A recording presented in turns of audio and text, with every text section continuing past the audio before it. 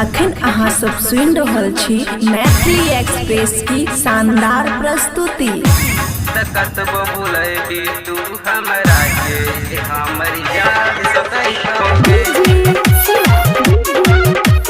खुशी recording studio बलुआहा।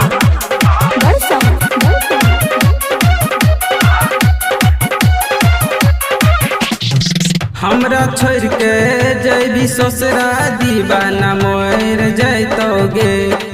हमरा छोड़ के जैबी ससुरा दीवाना मोर जैतोगे। हाँ मोर जैतोगे। त कतबो भूलैबी तू हमरा के हमर याद सतैतोगे। त कतबो भूलबी तू हमरा के हमर याद सतैतोगे। हमरा छोड़ के जैबी ससुरा दीवाना मोर जैतोगे। हमरा छोड़ के जैबी ससुरा दीवाना मोर जैतोगे। हाँ मोर जैतोगे। त कतबो भूलैबी तू हमरा के हमर याद सतैतोगे।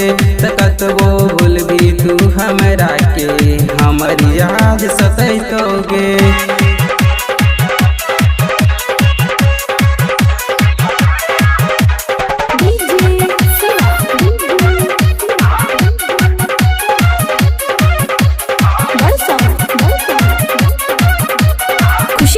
स्टूडियो बलुआहा।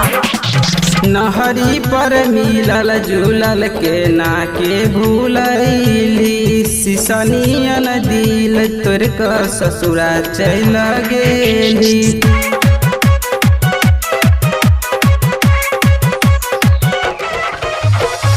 नहरी पर मिलल जुलल के ना के भूलैली। सिसनियन दिल तोर के ससुरा चल गेली। भले मर जब छोड़ी तैयो याद परबोगे। भले मर जब छोड़ी तैयो याद परबोगे। हाँ याद परबोगे। त कतबो भूलैबी तू हमरा के हमर याद परतोगे। त कतबो भूलैबी तू हमरा के हमर याद परतोगे। खुशी रिकॉर्डिंग स्टूडियो बलुआहा।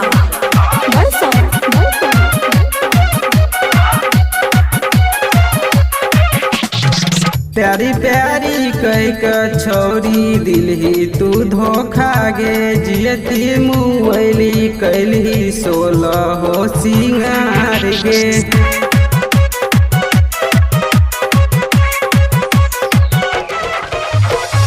प्यारी प्यारी कह के छोड़ी दिलही तू धोखा गे। जियती मुवैली कैली 16 हो सिंगार गे। निक है तो नैगे चौरी तोहर जबानी हिलतोगे। निक है तो नैगे छौरी तोहर जबानी हिलतोगे। हाँ जबानी हिलतोगे। त कतबो भूलैबी तू हमरा के हमर याद परतोगे। त कतबो भूलैबी तू हमरा के हमर याद परतोगे।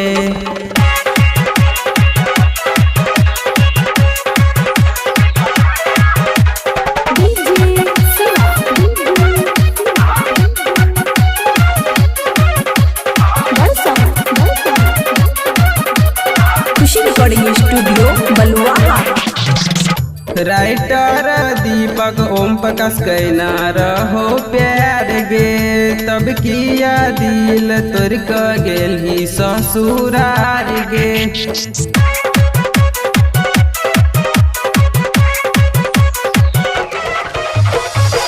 राइटर ओम प्रकाश दीपक कहना रहो प्यार गे। तब किया दिल तोर के गेली ससुरार गे।